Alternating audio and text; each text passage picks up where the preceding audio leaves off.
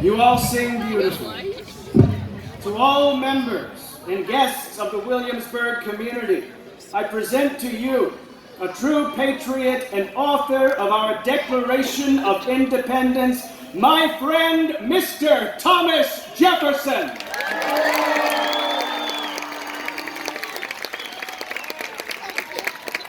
I love you, Mr. Madison.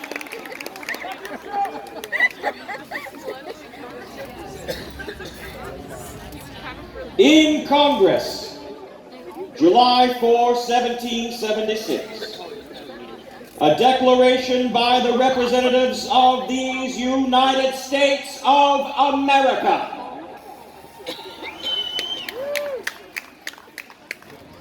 When, in the course of human events, it becomes necessary for one people to dissolve the political bands which have connected them with another, and to assume among the powers of the earth the separate and equal station to which the laws of nature and nature's God entitle them. A decent respect to the opinions of mankind requires that they should declare the causes which impel them to the separation. We hold these truths to be self-evident, that all men are created equal, that they are endowed by their Creator with certain unalienable rights, that among these are life, liberty, and the pursuit of happiness. That to secure these rights, governments are instituted among men, deriving their just powers from the consent of the governed, and that whenever any government becomes destructive of these ends, it is the right of the people to alter or abolish it.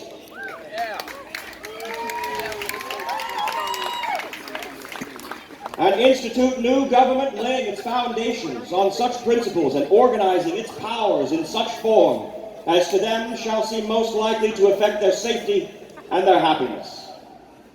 Prudence indeed will dictate that governments long established should not be changed for light and transient causes, and accordingly all experience hath shown that mankind are more disposed to suffer while evils are sufferable than to right themselves by abolishing the forms to which they are accustomed. But when a long train of abuses and usurpations, pursuing invariably the same object, evinces a design to reduce them under absolute despotism, it is their right, it is their duty to throw off such government.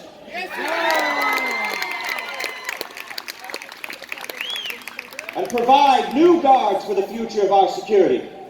Such has been the patient sufferance of these colonies, and such is now the necessity which constrains them to alter their former systems of government. The history of the present King of Great Britain is a history of repeated injuries and usurpations, all having in direct object the establishment of an absolute tyranny over these states. To prove this, let facts be submitted to a candid world. He has refused his assent to the laws, the most wholesome and necessary for the public good. He has forbidden his governors to pass laws of immediate and pressing importance unless suspended in their operation till his assent should be obtained.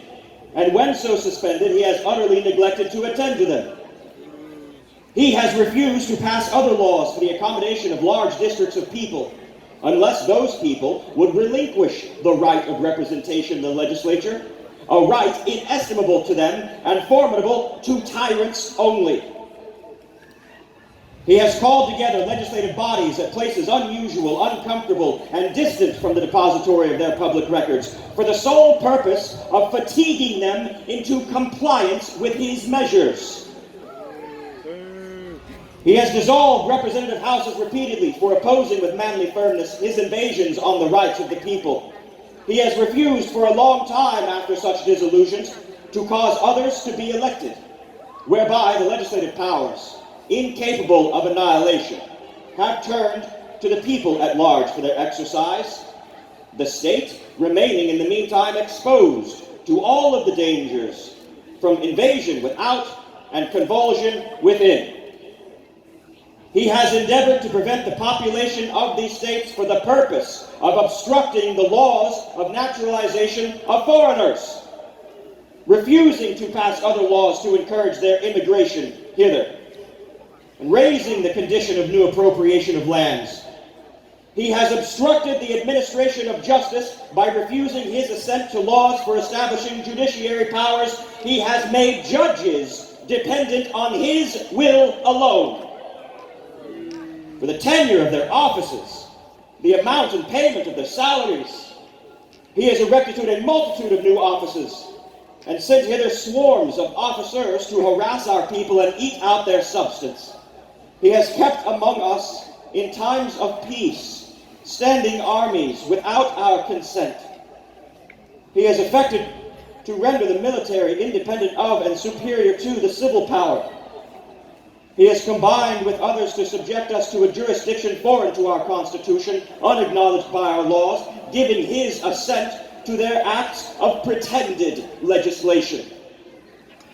For quartering large bodies of troops amongst us, for protecting them by mock trial from punishment for any murders which they should commit on the inhabitants of these states, for cutting off our trade with all parts of the world, for imposing taxes on us without our consent, for depriving us, in many cases, of the benefits of a trial by jury, for transporting us beyond the high seas to be tried for pretended offenses, for abolishing the free system of English laws in a neighboring province, establishing therein an arbitrary government, and enlarging its boundaries so as to render it at once an example and fit instrument for introducing the same absolute rule into these colonies, for taking away our charters, abolishing our most valuable laws, altering fundamentally the forms of our government. He has abdicated government here by declaring us out of his protection and waging war against us. He has plundered our seas, ravaged our coasts, burnt our towns,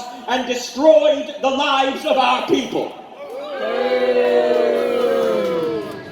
He is, at this time, transporting large armies of foreign mercenaries to complete the works of death, desolation, and tyranny already begun with circumstances of cruelty and perfidy, scarcely paralleled in the most barbarous of ages, and totally unworthy of the head of a civilized nation. He has constrained our fellow citizens taken captive on the high seas to bear arms against their own country, to become executioners of their own friends, brethren, or else to fall themselves by their hands. He has excited domestic insurrections amongst us and has endeavored to bring on the inhabitants of our frontier, the merciless Indian savages, whose known rule of warfare is an undistinguished destruction of all ages, sexes, and conditions. In every stage of these oppressions, we have petitioned for redress in the most humble terms. Our repeated petitions have only been answered by repeated injury. A prince whose character is thus marked with every act which may define a tyrant is unfit to be the ruler of a free people.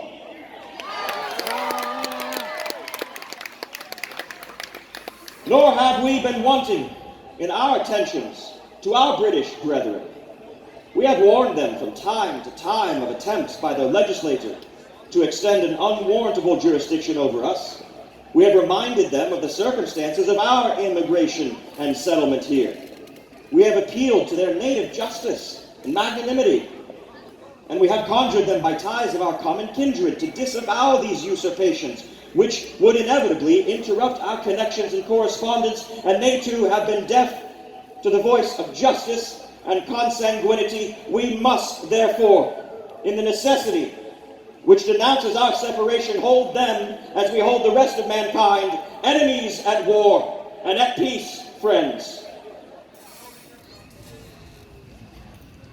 We, therefore, the representatives of these United States of America,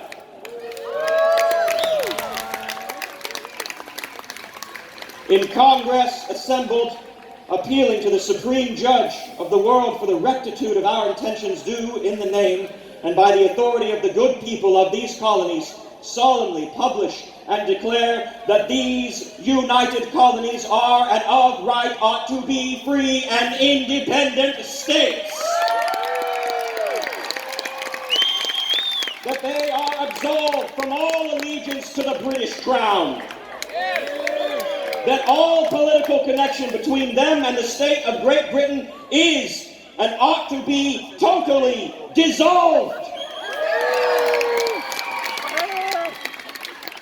And as free and independent states, they have the full power to levy war, conclude peace, contract alliances, establish commerce, and do all other acts and things which independent states may of right do.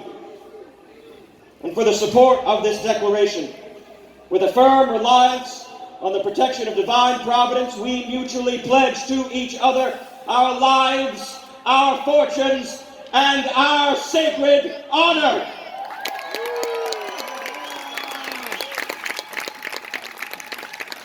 Three cheers for these new United States of America. Hip, hip. Hip, hip.